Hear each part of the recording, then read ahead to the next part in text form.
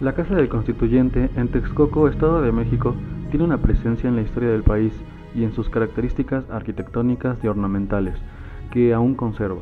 Residen valores estéticos dignos de interés y por supuesto de conservación. Constituye una importancia histórica y cultural. Su fachada presenta una de las etapas más importantes del barroco popular.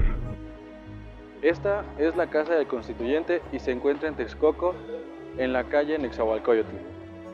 La construcción de la casa tiene que ver con la llegada de los juaninos, orden de cuya fundación en Texcoco no se tiene fecha exacta. Sin embargo, un dato de importancia que se liga con ella es la terminación del convento en 1696. El inmueble tiene sus orígenes en el año de 1696, una vez que habían concluido los trabajos de la construcción del convento de la planta baja, y recibe el nombre de Nuestra Señora de los Desamparados y el Templo de San Juan de Dios. Los juaninos aceptan la donación de casas en renta que el presbítero don Bartolomé Camacho de la Santa Inquisición les hiciera para el sostenimiento del hospital, y la casa como tal pudo haber sido construida por la orden, o bien sencillamente para aprovechar la donación del ministro, habitada por esta. Su ubicación fue la contraesquina del convento, a un costado de las propiedades y de la calle que en ese tramo se convertiría en Campo Verde, y de la calle de la Portería de San Juan de Dios, a un costado de parte del atrio, ya que estaba construida y ocupada por otras casas. Por los materiales utilizados para su construcción y los vestigios, se infiere que algunas partes de ella tienen origen prehispánico. Así, la casa como tal fue construida y formó parte de las propiedades recibidas por beneficiarios del hospital, que en conjunto tenían la función de mantenerlo. Debe atenderse especialmente la transformación que se daba en el Estado de México a partir de 1825, debido a que se habían hecho reformas importantes que afectaban los poderes en un principio. La capital de la entidad se encontraba instalada en San Ildefonso y posteriormente en la Casa de la Inquisición en el Distrito Federal. Sin embargo, al designar a la Ciudad de México como sede de los poderes de la República, requirió que los diputados y senadores eligieran un nuevo asiento para la capital del estado. El entonces diputado José Luis Mora, de gran influencia, propuso a Texcoco, por su historia, tradición y ubicación, como la nueva sede de los poderes del Estado de México, y el 16 de enero de 1827, la legislatura acordó que sus representaciones y gobierno se trasladarían ahí. De esta manera, la casa, ubicada en Avenida Nezahualcóyotl, debería recibir y alojar a los constituyentes, para lo que sin duda hizo falta un análisis previo del equipamiento existente y de la capacidad de una ciudad que en ese entonces se encontraba casi en el olvido. Entre los trabajos políticos de importancia que se realizaron en este inmueble se encuentra la elaboración de lo que fue la primera Constitución del Estado de México, que se aprobó el 14 de febrero de 1827 en lo que hoy es el Templo de San Juan de Dios, el cual también sufriría cambios importantes. Otro de los factores en contra de la entonces capital era el deficiente sistema de comunicaciones. Para llegar a la ciudad había que hacer un enorme recorrido bordeando el lago de Texcoco, y pese a que habían algunos canales que hacían más rápido el recorrido, constantemente se prohibía el tránsito por ellos, o se clausuraban debido a que rompían los albadarrones y propiciaban las inundaciones de la Ciudad de México. Esto ocasionó que se construyera un canal para trasladarse a aquella, el cual pasaría por Chalco, Xochimilco e Iztapalapa.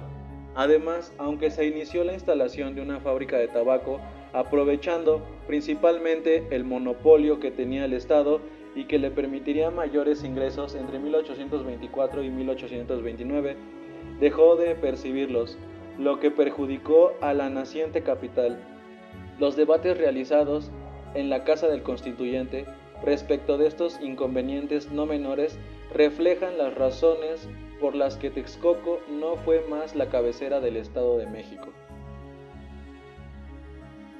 El hecho es que durante los trabajos constitucionales la capital se inundó, lo que ocasionó un fuerte debate que fortaleció la posición del gobernador Lorenzo de Zavala a favor de la salida de los constituyentes y de la capital de Texcoco. Con esto, el Congreso Capital aprobó el traslado provisional al poblado de San Agustín de las Cuevas, Tlalpan. Estos hechos ocurrieron entre el 15 de junio de 1827 y el 24 de julio de 1830, fecha en la que se nombró a Toluca como capital definitiva del Estado de México, a la que se trasladaron los poderes donde radican hasta la fecha. Para entonces, la nombrada Casa del Constituyente pasó de nuevo a los juaninos, lo que no deja de tener importancia para el Estado de México. Sin embargo, a partir de esta época, el ayuntamiento y los ciudadanos perdieron interés por la casa, que entró en una fase de subutilización. Por otro lado, los conventos y hospitales de los juaninos fueron víctimas en todo el país de la falta tanto de beneficiarios como de recursos humanos, principalmente doctores, y medidas sanitarias en la sociedad que exigía mejores condiciones de servicios de salud, lo que marcó una fuerte presión gubernamental que los acosó para que abandonaran sus funciones. En términos generales, debían dejar las labores hospitalarias y desocuparan los inmuebles. Esto dio pie a la subocupación o abandono de los bienes. En el mejor de los casos, solo unos pocos funcionarios de la orden se quedaron administrándolos. Ante el desacato de algunos, finalmente fueron expulsados del país en 1858. Otro suceso drástico que influyó en el debilitamiento de las órdenes religiosas fue el cambio de régimen de propiedad impuesto por la Ley Lerdo, publicada el 28 de julio de 1856, que afectaba las propiedades de la Iglesia, entre ellas, además de la Casa del Constituyente, el Hospital de Nuestra Señora de los Desamparados y el Templo de San Juan de Dios.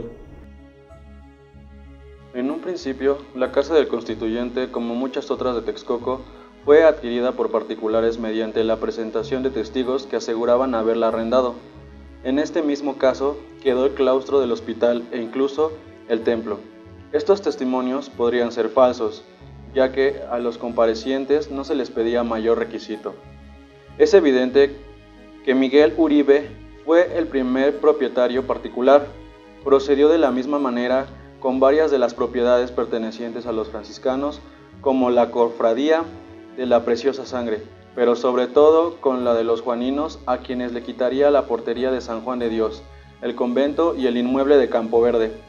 Una de las muchas funciones para las que se destinó el inmueble fue la de Hospital de Epilépticos de Texcoco. Aunque no se tiene fechas exactas, sabemos que para 1905 recibió pacientes del Hospital de San Hipólito de la Ciudad de México. En 1910 envió enfermos al recién fundado Hospital de la Castañeda en Mixcoac. Para ese entonces, la población bautizaría al inmueble como la Casa de los Locos, nombre por el que se le conocería durante la mayor parte del siglo XX. Quizá la etapa más triste de este inmueble fue cuando fungió como morgue, resultado de las diversas intervenciones de grupos de zapatistas y bandidos, como una de las ocurridas en Texcoco, debido a que era un punto que se encontraba de paso hacia la Ciudad de México en noviembre de 1913. Una vez desocupado el inmueble, tendría una de sus mejores épocas en los años 20 del siglo pasado. El señor José María Vargas lo utilizó como cine, en el que se proyectaron películas mudas. Son evidentes la existencia de una gran galera, ya que habían utilizado los constituyentes y que aún se encontraba hermosamente decorada. La colocación de la pantalla, la instalación de luz eléctrica y la adaptación de un escenario. En las funciones del naciente cine en Texcoco se proyectaba la película acompañada por la pianola, pero también había un espectáculo intermedio.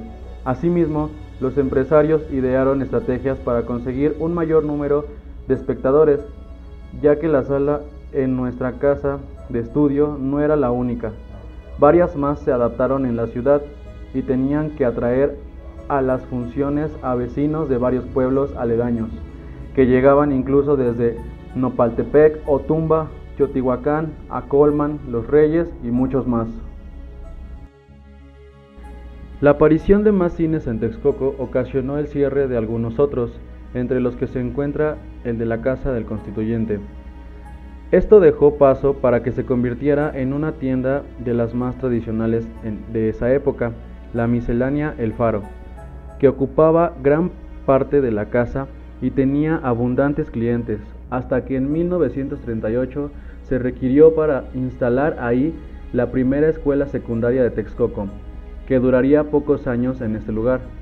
Al construirse ex profeso una escuela secundaria, la casa quedó sola y en 1949 se instaló una de las fábricas más importantes y tradicionales de Texcoco, Tapetes Luxor, que la rentó para utilizarla principalmente como bodega, ya que la fábrica se ubicaba en la parte sur del convento de la Concepción, a un costado de la catedral. Desde el 58 hasta 1973 fue arrendada como casa habitación. Los últimos propietarios particulares fueron los señores Hernández y Rey. En 1974, el entonces presidente municipal, Mauricio Valdés, gestionó la recuperación de la casa mediante la compra y expropiación por parte del gobierno estatal para ser utilizada como sede del Centro Regional y Casa de Cultura Nezahualcóyotl, perteneciente al Instituto Mexiquense de Cultura. Sin embargo, para su reestructuración se demolieron varias partes del inmueble y únicamente la fachada quedó en su estado original, gracias a la intervención del Instituto Nacional de Antropología e Historia. Parte de los trabajos consistió en la reestructuración y la construcción de cubiertas. Actualmente se llama Centro Regional de Cultura de Texcoco, Casa del Constituyente. Pertenece a la Secretaría de Cultura y Turismo del Gobierno del Estado de México, Dirección de Patrimonio y Servicios Culturales del Valle de Toluca. En 1980 se convierte en Centro Cultural Nezahualcóyotl. A partir de 1984, el DIF del Estado de México crea la red de casas de cultura, convirtiendo el Centro Cultural Nezahualcóyotl en Casa de Cultura Nezahualcóyotl de Texcoco. La museografía de las 4 salas de este inmueble ofrece una perspectiva integral de la vida histórica del Estado de México y es un sitio funcional con áreas abiertas para desarrollar actividades artísticas y culturales. Cuenta con teatro al aire libre, aulas para talleres, biblioteca, sala de exposiciones, auditorio y una tienda de artesanías. Ofrece 23 talleres de las actividades diversas en disciplinas como danza regional, pintura infantil, yoga, música, canto, bonsái, ajedrez, pintura para adultos y tai chi, además de representaciones de libros, conferencias, actividades musicales, obras de teatro, entre muchas otras.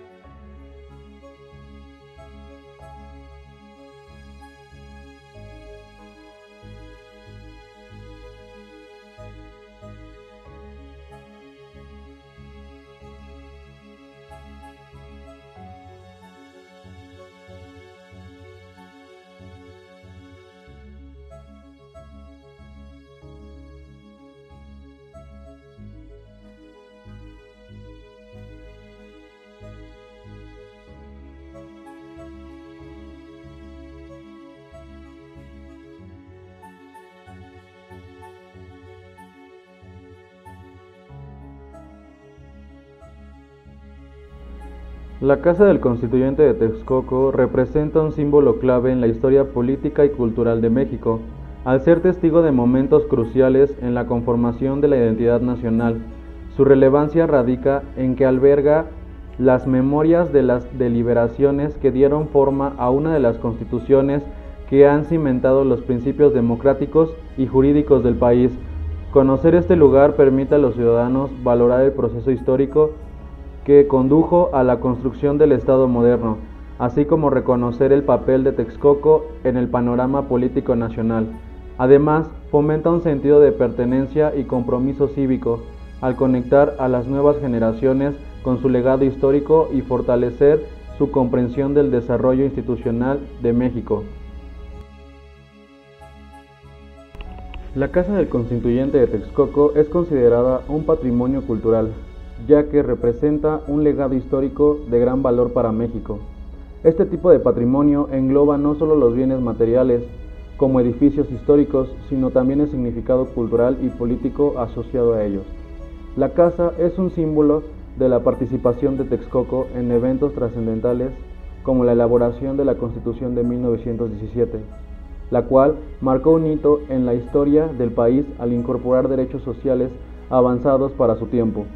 Por ello, su conservación y reconocimiento como patrimonio cultural son fundamentales para preservar la memoria histórica y fomentar una comprensión más profunda del desarrollo político y social de México.